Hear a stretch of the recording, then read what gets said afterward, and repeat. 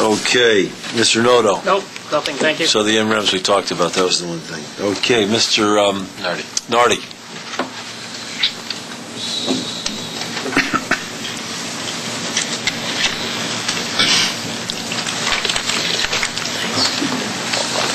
Good to see you. Hi, Mr. Nardi. Thanks so much. Thank you.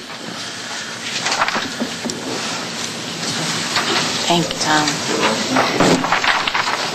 Thanks, Tom. Oops. Okay, the Jefferson Avenue Bridge. The interviews took place on August 31st and September 1st in the village of Marinick with the bidders on the bridge design. Sells won the bid design. We had Berger Lehman, Onman Kirby, and WSB Sells. Sells was actually the lowest bidder, and they won the bid for the design. And they all three were about the same time from field survey to the start of construction, about 8 to 9 months from to actual construction. So that's basically that. With the Southberry Avenue Bridge, Onman Kirby is still working on their repair plans. They're using the plans that we got from the Coast Guard as their base plans. So hopefully by next month I should have some designs and to go from there to get the project underway. When do you think we'll have the plans, the specs for the Jefferson Avenue Bridge? I'm not sure because they just got awarded it. So I'm really not sure. I'd have to find out from the village of Marinick. Okay. Or I can even call Sells. I can find out from them if we get an approximate date. But I can find that out for you for next month. Okay. Well, thank you. No problem. Thanks so much, Mr. Nardi. You're welcome. Comments and questions from the council? Mr. Gelfarb? One very brief thing. I don't know if the public in the community was aware, but in the recent terrible car accident on the New York State Thruway, there were 2 people from Portchester lost, Mr. Pastor Titus McGee and his wife, Zelda White, and I wanted to express the condolences of the community and the board to their families and to their church on their loss. Thank you. In fact, why don't we take a moment? Absolutely. Take a moment of silence to remember them.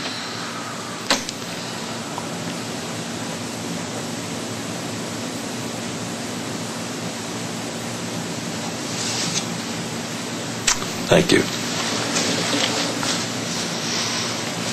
Anything else, Mr. Gelfarb? No. Thank you. Thank you for bringing that to our attention. Councilwoman Mendocino?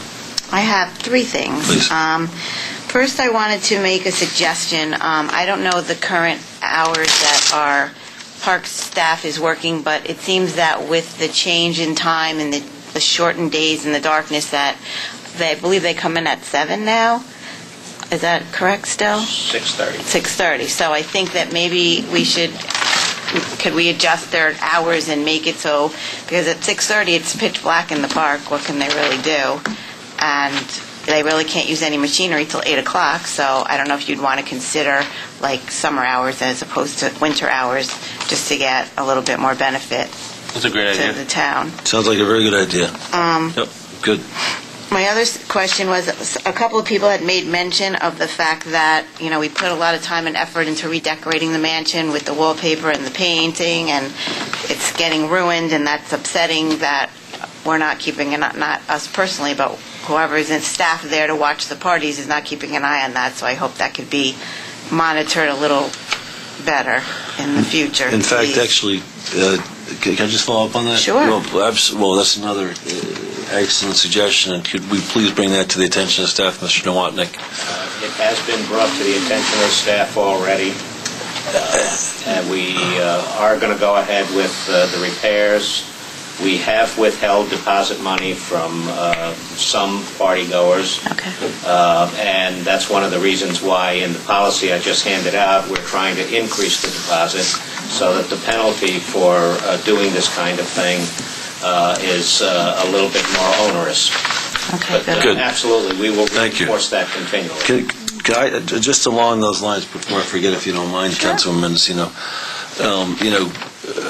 do we have a painting or a photo of Miss Crawford, Linda Crawford? We do not, and we have tried. Last year, we had a concerted effort to contact the Crawfords. Could you come up, sir? Just come up, that's right.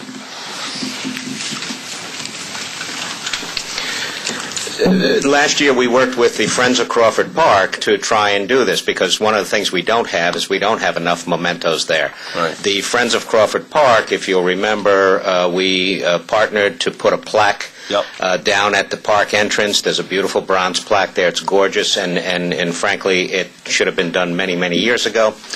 But it has been singularly difficult. The Crawford family doesn't seem to want to be contacted. The attorney that was managing the Crawford estate and will has died. And the management company, if you will, for the estate has turned over so many times that we can't even find the original person that was there. So it's just been somewhat difficult. Internet searches have been unsuccessful as well. There are many Crawfords out there, and we're not sure that we're talking about the right ones. So at this particular point, that's the best I can give you. We haven't given up, because I think it's important to have something there. Well, Maybe somebody out there in the community has something hidden in their attic. that would be wonderful. I mean, it just is such. I was there Friday night for a party, and it's just such a wonderful facility, and it's we owe her such a debt of gratitude. If there, it would be nice to have a something that commemorates her memory and what she's done for the community. So thank you for your efforts. Okay. Last thing, hold on before you go. I apologize. Just on the park also. Is there any way we could provide a light to the entrance of the park? It's virtually impossible to see it coming in at night from the, was it North Regent Street or Ridge Street entrance? Sure. I think we can probably take a look at perhaps redesigning that entrance a little bit to make it a little more friendly. Right. Perhaps the sign can be raised a little bit more and better lighting. We will evaluate that. Thank you so much. The last thing, I just wanted to say thank you to the Nardi family and to the bakery, because they had a wonderful celebration on Saturday for their 100th birthday, and I think it was very nice of them to do that for our community. Here, here. It was a wonderful festival. Thank you for mentioning that, Councilwoman Mendocino. Absolutely wonderful. Isn't it nice to see community participants participating that way? Rather than trying to scam their taxes. Sorry. Mr. Deputy Supervisor Villanova. No comment, thank you. No comments tonight? Nope. I need a brief executive session on a contract matter. Okay, before I've got several items tonight. Town Attorney. No, just quickly, you mentioned, Mr. Nardi, you celebrate 100 years. One of the things we're doing is we sent out a letter. Mr. Arcaro is our ombudsman. We sent out a letter to the community outreach organizations. We're pulling together a historic pamphlet for our Rye 350 celebration, and basically we haven't gotten much feedback. And we're basically want to make the community aware of all the various groups participating: Rotary Club, Kiwanis Club, Elks Club, Old Timers. We'd love to help them tell their history here in Rye Town, and basically we're putting together a historic pamphlet. So if you send us your information, NAACP, all the various different groups, we're trying to put together a historic pamphlet, and also for the businesses of the community as well. And I briefly spoke with Mr. Nardi on Saturday, and hopefully he'll help us with that effort as well. The second thing on Ride 350, we're going to have 3 events going forward, where basically we have individual actors doing storytelling and recounting historic events in our community. And this Sunday is the first Sunday, September 26th at 4 p.m. Is that right? Okay, 4 p.m. at the Pasilipo Center. Lou Del Bianco, if anybody saw him, he's an absolutely wonderful actor, and he's commemorating his grandfather, who was the chief sculptor in Mount